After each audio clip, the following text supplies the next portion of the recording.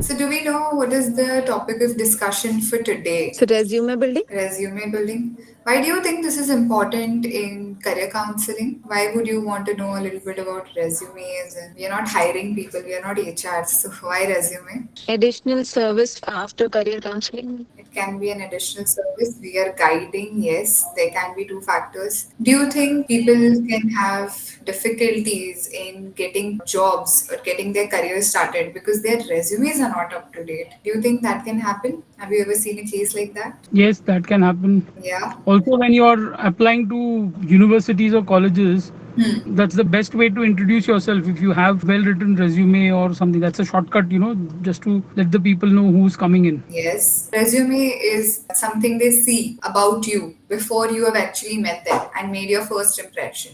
So your resume is your first impression. And if you don't make that resume first impression strongly, it's very Yeah. difficult that you'll be applying for hundreds and hundreds of jobs, but you'll not land any. Because trust me, in India, it's a tough market. You will not find jobs even after medals and achievements and everything, right? People feel that I am stuck, I can't find a job. I have a career plan with me, I have everything decided, but I am just not getting the job, right? That can be the biggest hurdle. And then working professionals or students, if they don't work on it before applying, all their attempts, they have to do it again, and if they don't do it properly, they don't land a good job, right? So for gauging that with your clients, with your students, that how are you going to help them present themselves in their careers, in the companies that they are applying, is going to be very crucial. Okay, so we'll begin with today's workshop. I'll just be referring to this document as we speak. This document will also be shared with you. So, as I'm going to speak, this material, everything that I've referred to, this will be shared with you, some good YouTube videos, some good blogs that you can refer to. But apart from this, we'll be referring to this material. Coming to resume, it's like a snapshot, as we said, right? What people get to see before they actually meet you. It's like a picture captured, right? The purpose of this resume is usually for job applications in all sectors. It can also be for university applications that you're applying. Typically, you apply a CV there. We'll come to that bit as well a little bit. But resume is like your concise, maximum 1 or 2 page document that you need to show that, okay, these are my qualification, this is my education, and these are the things that I know. If it is that simple, why are people still getting stuck? Let's dig into that as well. The focus of this resume is to mention about your skills, your experience, your achievements, any relevant job experience, right? Relevant job experience is bold because it is not important that you write any random thing in your resume. I'll show you some bad resumes as well today. People would write that they've been playing PUBG since 4 years. Absolutely not relevant when I'm hiring you, right? It would be something to be proud of if you're applying for an esports company, if you're wanting to get into a gaming related job. But if you're applying for a regular job and you're going to tell that that's your passion or that's your hobby, it's not going to add much to your evaluation. The content is a summary of education, your work history, skills, certification, and style will be tailored for each job. There are different things needed. Some of the good fonts also we'll be discussing today. Now, as compared to this, what is a CV? A CV is like a full biography of, everything that you have done, all your fellowship. It's usually meant for academic related roles, right? All your courses, everything that you've done, and in detail you will be writing here, right? All the learnings, everything has to be much in detail as compared to resume. Resume is meant to be very concise, right? So even when you are titling that your resume, right now I can see Mr. Rajiv on the screen, so Rajiv's resume, and you've made a CV inside it, right? So the recruiter is also going to see that what is your understanding of what is a resume and what is a CV. So that becomes important there. Focus of a CV is comprehensive overview of your academic backgrounds and professional experience, right? The content includes your degrees, your research publications,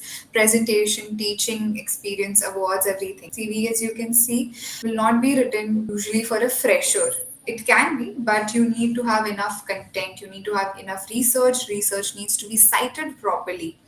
Yeah.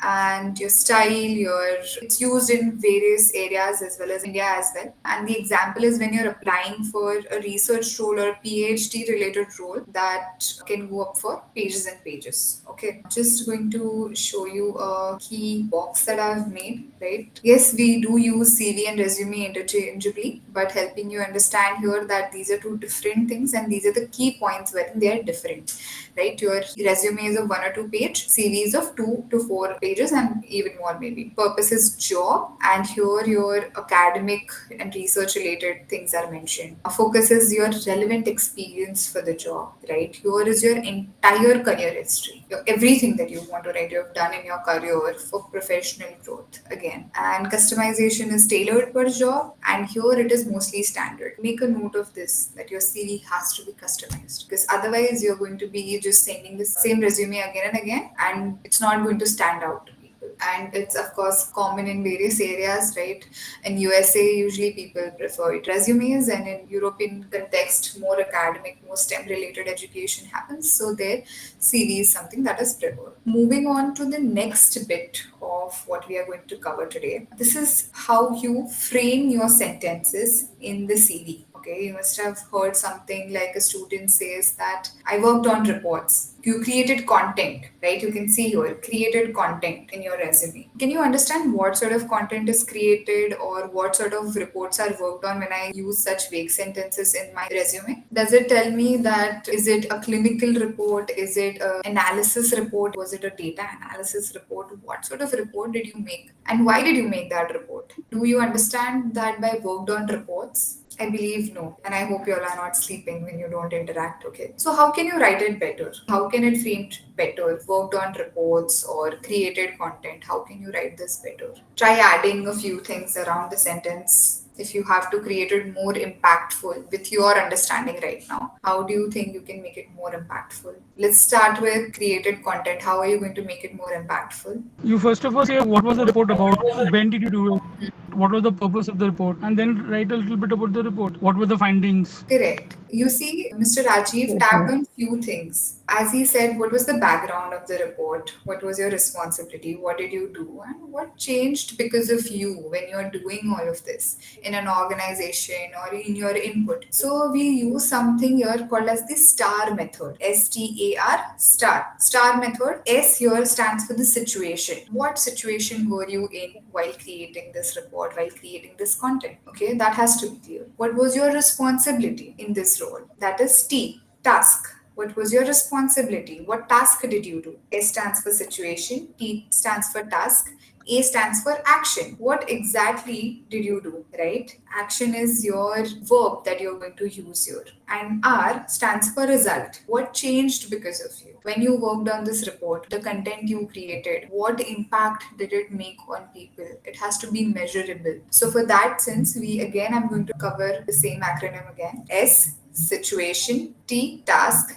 A, action, R, result. The STAR method. Now, based on the STAR method, I'm going to show you how have we made this a better sentence. You can see here it is created content is now written as developed and scheduled social media content aligned with brand strategy, resulting in 1000 plus new followers. So you see what is the situation, what is the task that the person did, what was their responsibility of social media content to be made, aligning with the brand strategy. What did they do here and what changed because of them? That they gained 1000 plus followers. Did I have to write it in so many sentences? I could make it crisp in one sentence and yet very impactful, right? That one sentence tells me that this person is making content relevant, is creating an impact, is doing their job correctly, as compared to just saying you created content. Likewise goes for worked on reports. Created weekly reports that improved data accuracy by 25%.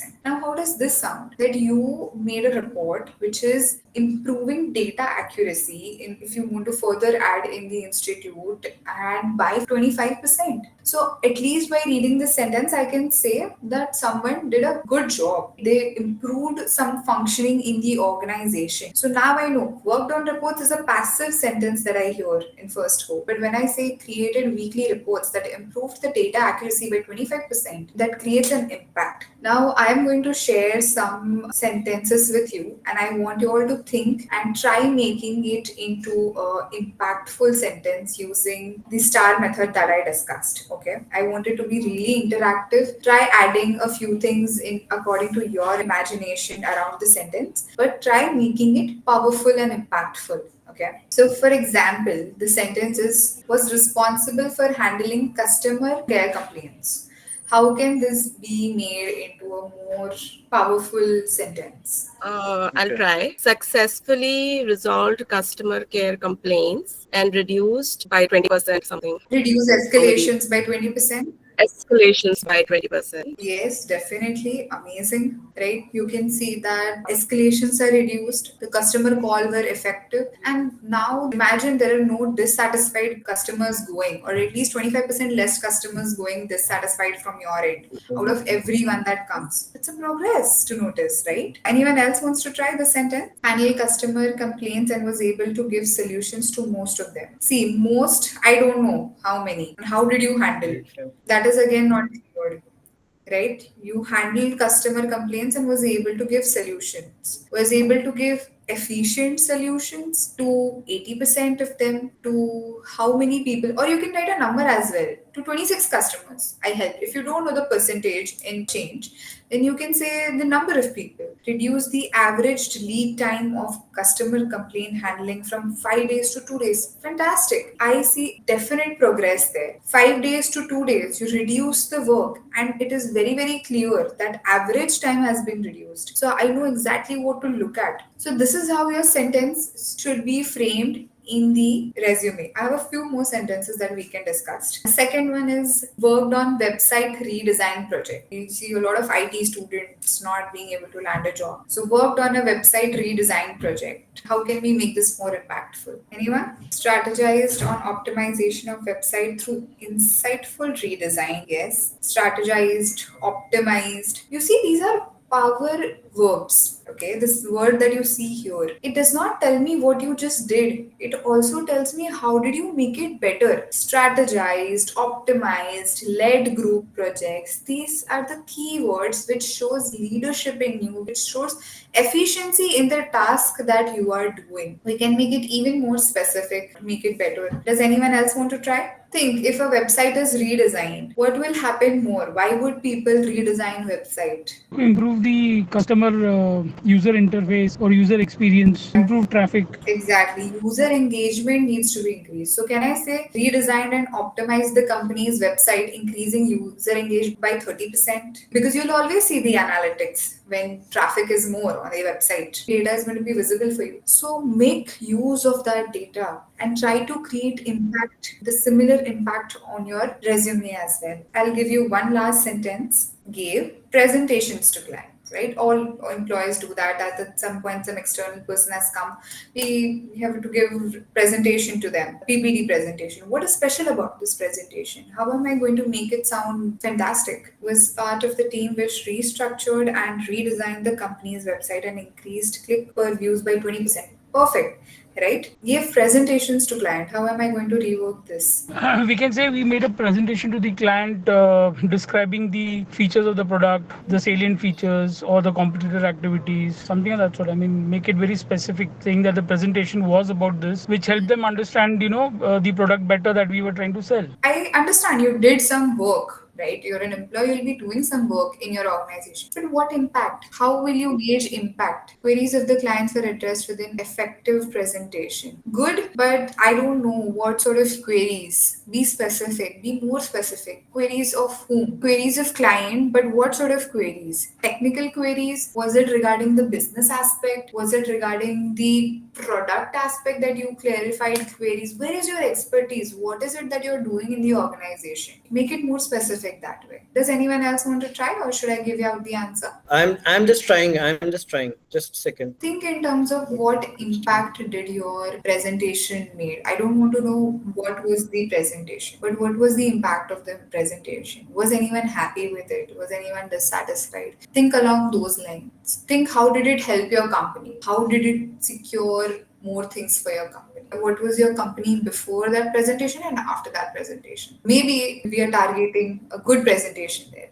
Increased client retention by 25% through accurate and effective presentation of company products. Yes, very good, right? I have 5 clients come in for some product demo. How many of them went happy? My success rate, my failure rate. If my success rate is small, then I can show that how much did I reduce the failure rate, or you can frame it the otherwise. If my success rate is huge, mention the success rate. Or if my failure rate is big, mention the out of, like, let's say, if I have to give you with examples, you'll understand better. 80% is your success rate and 20% is your failure rate out of 100%, right? So say 80% success rate, when that number is bigger. When your failure rate is bigger, mention by how much again your success rate was increased. Okay, if your failure rate was 80% and 20% things work out, so mention that 20%, how much was improved and how much was not improved, keep it aside. Gave presentation to 30 clients, out of which converted 10 clients to business. Okay, again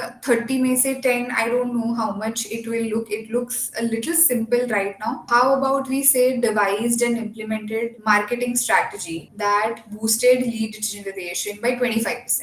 The decrease in carbon emissions was effectively displayed through presentation, which helped secure long-term order. Again, I want to see how long-term was the order, right? Make it more and more specific. Decrease in carbon emissions, that's your topic, was effectively displayed through the presentation, which helped secure long-term order. Be more specific about long-term order, or you can say it like project based on carbon emission was delivered efficiently that it secured a long-term order for dash amount of time. Got it? Keep it more and more concise and more easy to read. Like you and me, who may not be even working in that industry, should be able to get what is the impact made. Coming to some of the mistakes that happen in a resume, very simple ones I'm going to discuss right now, and in the other bit that we are going to cover, I'm going to help you understand some bad resumes as well. Some mistakes that you do, you're just carelessly making it. There are typos in your resume. I'm going to read through it. Please run through Grammarly. Grammarly is free extension that you can add on your writing, because that can again make sure that your sentence formation is also proper. You're not using a lengthy sentence unnecessarily. Your grammar, your caps where it should be caps, unnecessary hyphens. If you're writing with AI, unnecessary hyphens will be used, and it's very detectable when there are a lot of hyphens that it's AI written. When people write, they use a lot more commas. So add such extensions which can clear your writing. Cluttered designs are again a very no-no for resumes, that everything is centered and I can't read a one thing. People who review resume have this 6-second scan rule, wherein in 6 seconds, whatever I see, whatever keywords are highlighted, I feel, okay, this is something I want to spend more time and understand this candidate more. Because when I'm getting hundreds and thousands of applications, I will not have the time to see every resume and see aesthetically also. It should please my eyes. It should not feel like, what do I read in this resume? Everything is just cluttered. So that your layout is very important. Keeping it too long, 3-page resume, a big no. Unless you have done things in a way or you're categorizing in a way, try fitting it into one page itself, right? You have a right column, make utilization of left column as well.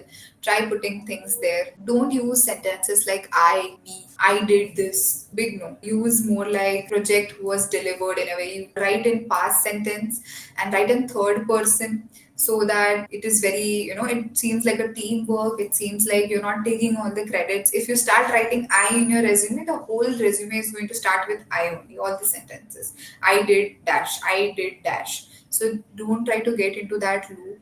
and even irrelevant information such as your hobbies, your father's full name, or your full address, when exactly I need to, the whole thing shouldn't be there. You need to make it crisp and crisp, everything. The next bit of our workshop also covers that what are the common mistakes that happen? How are we going to target keywords when making this resumes? Okay, so you must have heard that job descriptions are given out and we have to match our resumes to that. Have you ever heard anyone say this, and have you ever tried doing this approach? Yeah, that you have to see the JD and then you have to match the whatever is written there. Why do you think that people do that? Why do we have to customize the resume again and again? No, not exactly match, but using words from the JD always helps. See, the person who has sent the JD also has those keywords in their minds, correct? So something similar, if it is there on the CV, it becomes easy for them to identify. So because of ATS, right?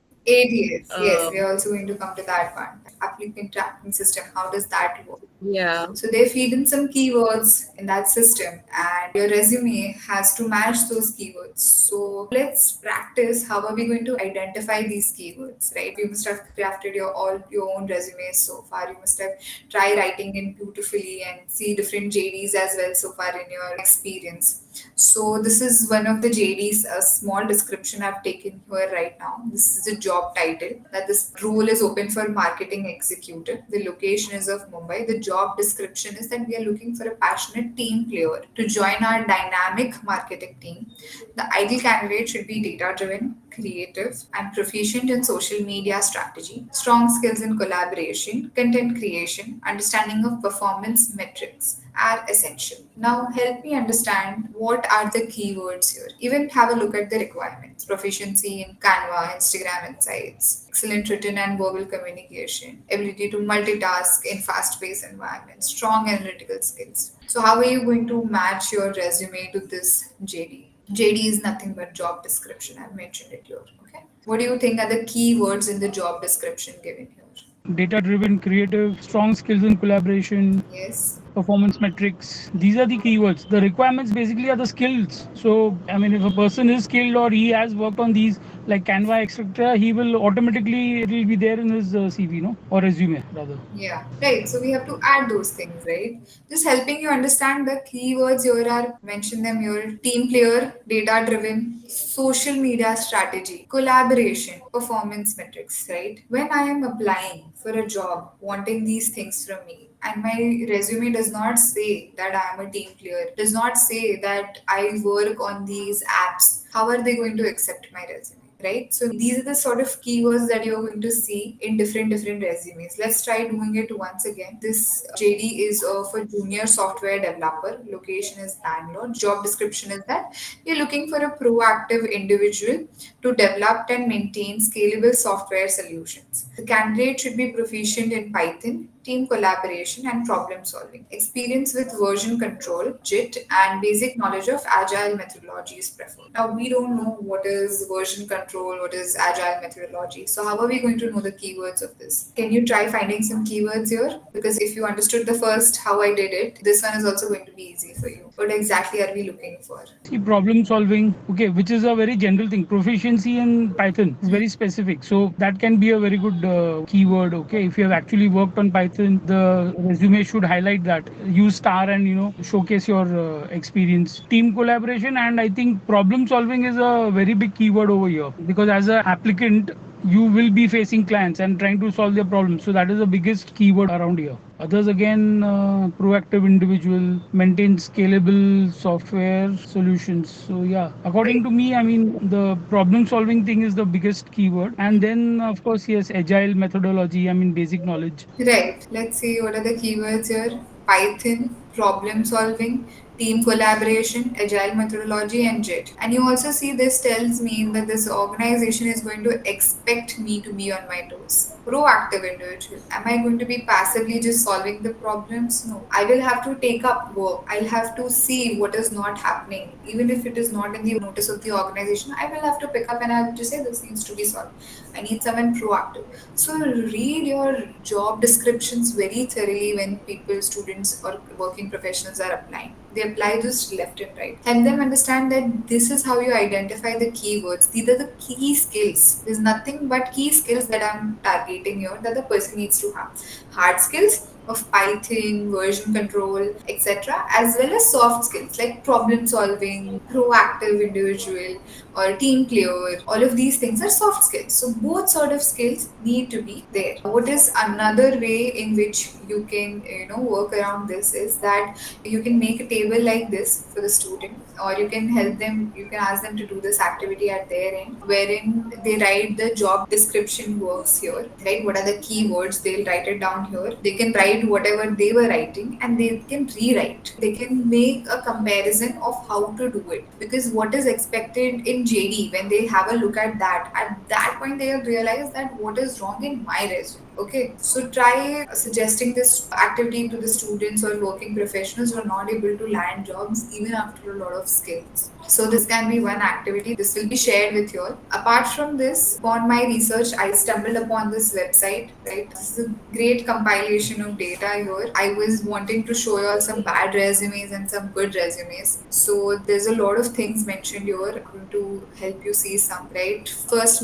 one sort of mistake that can make your resume bad again is a bad speller, right? Bad spelling and grammar. Easiest way to tell that this person is not even bothered to read their resume again. So it's going to be absolutely rejected. So run through a spell checker as I recommended. Grammarly is a good one and it's a free one. The amateur graphic designer. Just look at this resume. This looks like a flyer of some event as compared to a resume. Why is there shadow here? Why is this photo so catchy? Why is money here? These colors and everything, the font is still okay, but how it is with red and the color combination, everything, it is looking very tacky. It's unnecessary graphics usually students end up adding when they think this is too cool. So that should be eliminated. If you don't have any experience, don't try to just add passive things, right? At first glance, if you look at this resume, you can see that their responsibilities are quite passive. Responsible for receiving call for customers, tasked with updating clients on connection status, tried to create a positive rapport with customers. What is tried? Did you do it or not? Where is the impact? Used software to log customer feedback. What software? How did you log feedback? None of this is clear, and when you will see resumes, these are the sort of mistakes that you're going to see. The two activities that we did right now of adding power verbs and identifying keywords is the thing that you're going to integrate in these sentences of the students, right? That you have to help them understand that this is very passive, this does not tell me anything about it. Try to make it more and more active. Then the font abuser. This font is just, I would not even read it if I get a resume like this, because this font is very casual. It's not at all, it's like hand, of course it's looking handwritten as the website also suggests, and it's not, its application ATS is not even going to process it. So that's one thing, right? Some of the good font recommendation is giving you Times New Roman, mostly used Times New Roman 12 is the standard, or Georgia. Some of the other ones are also mentioned here. The other mistake that people make, as I mentioned before, dedicated hundreds of hours training in League of Legends, finally reached Platinum tier this November. Why is this information there in the resume? And the looks of it, it may look okay, it seems like a good resume, but then when I read it, spent my summer helping my grandma renovate his porch last year, 2019. This is not relevant to the job that I'm applying to. So why is this here? If this is not my SOP, this is not my study abroad application that I have to mention how I'm an interactive person or a helping person. The autobiographer that is writing so many pages of your resume, absolutely not interested in reading, because then it's going to be redundant things that you have written here. Buzzwords enthusiast, that is go-getter, self-starter. People write this with AI, usually their resumes, and they use these terms, and it's really not pleasing, because what is a go-getter? Who is this person? What are they actually doing? I don't get it. And it is just being in the trend. But resume is not something which is about trends. It is about cleanly presenting your information. This person has written hit me up and their mobile number, which is absolutely ridiculous, right? Then you're formatting. You see, I know clear formats here. This is written in some other format. This is written in some other font. This is written differently. So all of this is not formatted properly. Then people are not going to even look at my resume like when it's looking like this. Even if you exaggerate too much, they're going to understand that you're bragging. Even oversharing can be one of the problem the dramatist. You can have a look at this website as well. There are some good resumes. It's easy to read, it is error free, and it is ATS friendly and focused on job seekers' relevant experience. Okay, these are the key things that we need to keep in mind, and some of the things that you also need to remove, because people always think that okay, I have made this, but they also add some bad resume details into their resume, and that is why it gets rejected. So have a glance through this website, it's great. There are some example CVs and resumes also given here. It has an inbuilt resume checker as well, so you can run your resume through that as well. And there were a lot of other resume things, that are how are you going to enhance your writing, how are you going to make it ATS friendly. All those links are also present in this website, so definitely have a glance through it. I have attached it in the reading material here. This is marked as bad resume example and ATS reading material. Here you can go through some YouTube videos as well, and some other blogs which you can go through, because there is a plenty of material that you can go through. Before ending today's session, I'm going to let you have a look at a simple resume template that I had received, and this was really nicely written. I've edited data, so this is not real. So this is a fresher's resume. Again, name, phone, email, LinkedIn, location, everything is there. Has she written where exactly, what is her location, where is she from, her building number, her room number? Not needed, right? Location, Nagpur, Maharashtra, that's it. Their professional summary in few lines, right? It is barely, I can see 2-3 sentences they've written, 3 sentences in total, 3 to 4 sentences written for their summary, right? The summaries does not need to be long. Their education is spanned out, their work experience is spanned out. You see the name of the organization, the location, and by how much time did they work. The all reduced average time to hire by 20% through proactive candidate pipelines. Collaborated with hiring managers to create job description and screen profiles. Trained 2 junior recruiters and improved their closure rates by 30%. Know what has Priya done in her as a senior IT recruiter in her job in very concise sentences, right? Her HR related experience, skills I mentioned, certifications are also mentioned. This is another template that I had made for myself. Since y'all are also career counselors, maybe you can edit this template out. Don't use it as it is. There are different things that I have edited here. You can maybe use this for yourself if you're applying somewhere for any, if you want to work with any firm. So it is going to be your name here,